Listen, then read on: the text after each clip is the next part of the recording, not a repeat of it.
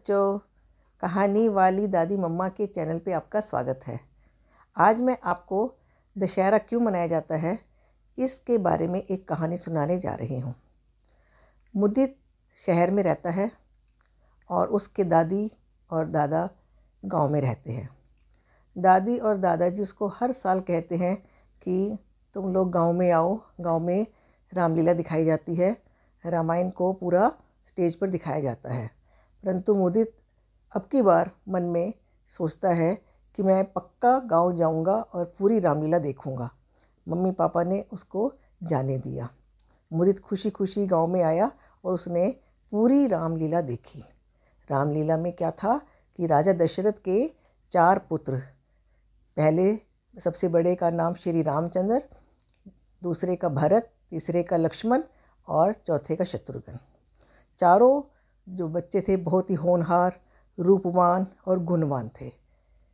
उनकी शिक्षा विश्वामित्र जी के संरक्षण में हुई। धीरे धीरे बड़े हुए, धनुर्विद्या सीखी। सारी विद्याओं को जानने के बाद राम और लक्ष्मण को गुरु विश्वामित्र जी आश्रम में ले गए। वहाँ उन्होंने बहुत सारे राक्षसों को मारा और वहीं से विश्वामित्र उनको जनकपुरी ले गए। जनकपुरी के राजा जनक ने अपनी बेटी सीता के स्वयंवर के लिए ये शर्त रखी थी कि जो शिव के धनुष को तोड़ेगा उसी के साथ मैं सीता जी की शादी करूंगा। वहाँ बड़े बड़े योद्धा आए, कोई भी उस धनुष को न तोड़ सका। गुरु विश्वामित्र की आज्ञा से श्री रामचंद्र जी ने उस धनुष को तोड़ दिया और सीता का वरण किया। जनक की बाकी 3 पुत्रियों की शादी भी राजा दशरथ के 3 पुत्रों से कर दी गई। धूमधाम से वो लोग वापस आए और माता कैकेयी ने 14 वर्ष का वनवास श्री रामचंद्र जी के लिए मांग लिया और अपने बेटे भरत के लिए राम राज्य। रामचंद्र जी के साथ लक्ष्मण और सीता जी वन को गए। वन में जाकर उन्होंने बहुत सारे ऋषि मुनियों से मिलाप किया, केवट से मिले और जब 13 वर्ष पूरे हो गए तो 14वें वर्ष में लंका का रावण सीता जी को हर ले गया छल से और उनको अशोक वाटिका में रख दिया। इधर से राम लक्ष्मण जी बहुत व्याकुल हुए, बड़े परेशान हुए सीता जी के जाने से और वन वन भटकते रहे।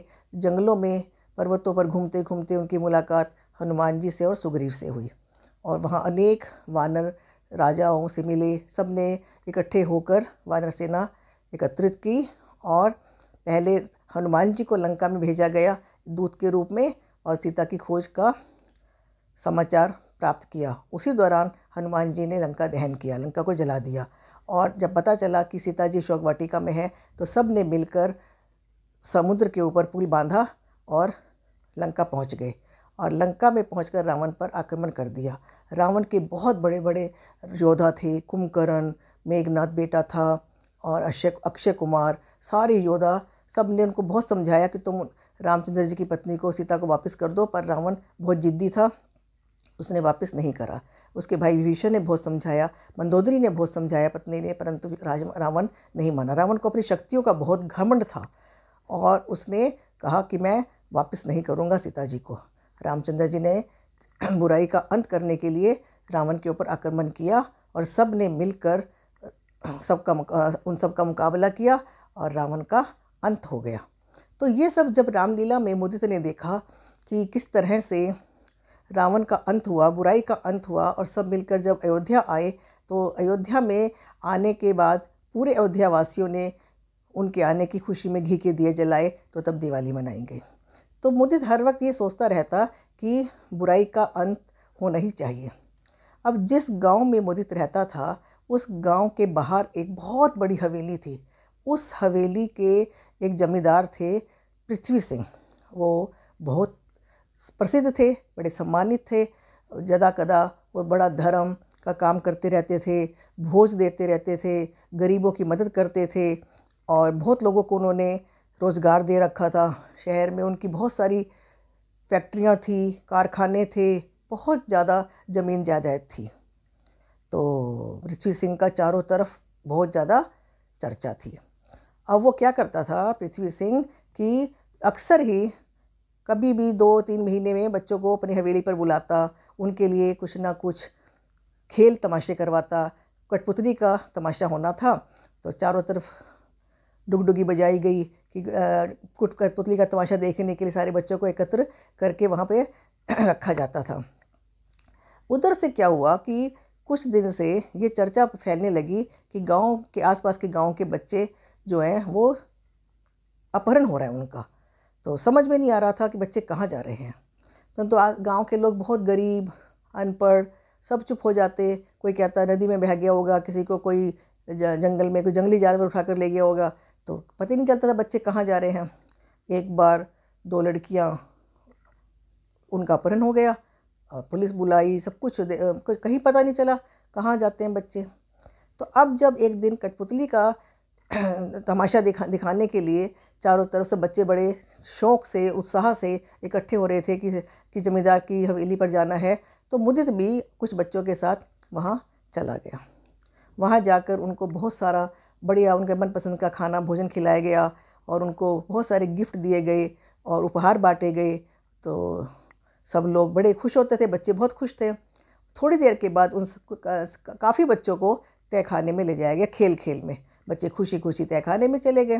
तहखाने में जाकर कुछ बच्चों को तो वापस कर दिया गया और कुछ बच्चों को ये बोल दिया गया कि वो थोड़ी देर के बाद आएंगे। अलग अलग गांव से बच्चे आए थे, किसी को पता ही नहीं चला। अब जो बच्चे तहखाने में गए थे उनको नीचे कैद कर दिया गया। नीचे घोर अंधेरा, कुछ भी नहीं नज़र आ रहा था और उनको नीचे जाकर सबको बेहोशी की दवा पिला दी गई। सब बच्चे बेहोश हो गए, किसी को कुछ पता ही नहीं चला। मुदित की को ज़रा कम नशा चढ़ा, उसकी आँख खुली तो उसने देखा कि अरे ये मैं कहाँ हूँ। तो उसने अपने आप को धीरे धीरे थोड़ा संभाला और बड़ी होशियारी से उसने अपने हाथों की और पैरों की रस्सी को खोल लिया और रस्सी खोलकर धीरे धीरे उसने टटोलते टटोलते वो टॉयलेट में गया। वहाँ जाकर उसने देखा कि एक खिड़की है, उस खिड़की में से भागने में वो सफल हो गया और भागता रहा। वो बिल्कुल नहीं डरा और खेतों में से भागते भागते पूरा उसने पार कर लिया और रात को अपने घर जाकर पहुंचा। घर पहुंचकर उसने अपने दादाजी को सारी बात बताई। उसके दादाजी की तो आंखें खुली रह गई कि ये कैसे हो सकता है। कहते हाँ दादाजी, और दादाजी ने कहा अब तो सो जाओ तुम, सवेरे सरपंच के पास जाएंगे, उनको सारी बात बताएंगे। सुबह वो सरपंच के पास गए। सरपंच पुलिस को लेकर, मीडिया कर्मी को लेकर उसकी पृथ्वी सिंह की हवेली पर पहुँचे और उसको रंगे हाथ उसकी हवेली पर छापा डाला, पकड़ लिया। जब सब लोग तहखाने में पहुँचे, वहाँ की जब कमरे नीचे खोले गए, हर कमरे का जो मंजर था वो देखने लायक था। बहुत सारे बच्चे वहाँ पढ़े करा रहे थे, उनके अंग नहीं थे और इतनी वहाँ की दुर्दशा थी कि सब लोग हैरान हो गए कि अब पता चला कि बच्चे कहाँ जाते थे। वो क्या करता था पृथ्वी सिंह कि इस बहाने से बच्चों को बुलाता था और उनको गायब करवा देता था, कुछ बच्चों को, ताकि किसी को शक न हो, और उनको शहर में बेचा जाता था। उनके अंगों को निकाल लिया जाता था और लड़कियों को शहर में बेच दिया जाता था और विदेशों में भेजा जाता था और इससे वो काला धंधा करता था। तो अब वो पकड़ा गया था और पुलिस ने उसको रंगे हाथों पकड़ के, उसके सारे साथी भी पकड़ लिए गए और उसके सारे काले कारनामे खुल गए थे। लोगों की नज़रों में वो अच्छा बना हुआ था और उसको जेल में डाल दिया गया और बाद में उसको मृत्युदंड दिया गया। तो आज मुद्दित की समझदारी से गांव के एक और रावण का अंत हो गया। तो बच्चों, हमें पता चलता है इस कहानी से कि बुराई की हमेशा हार होती है। किस तरह से समझदारी से मुदित ने उस क्रूर पृथ्वी सिंह को पकड़वा दिया। कैसी लगी आपको कहानी? अगर बच्चों आपको ये कहानी अच्छी लगी है तो तुम इसे सब्सक्राइब करना, लाइक करना, शेयर करना और कमेंट भी करना। जिसने सब्सक्राइब किया हुआ है वो दोबारा सब्सक्राइब ना करे। बाय बाय बच्चों।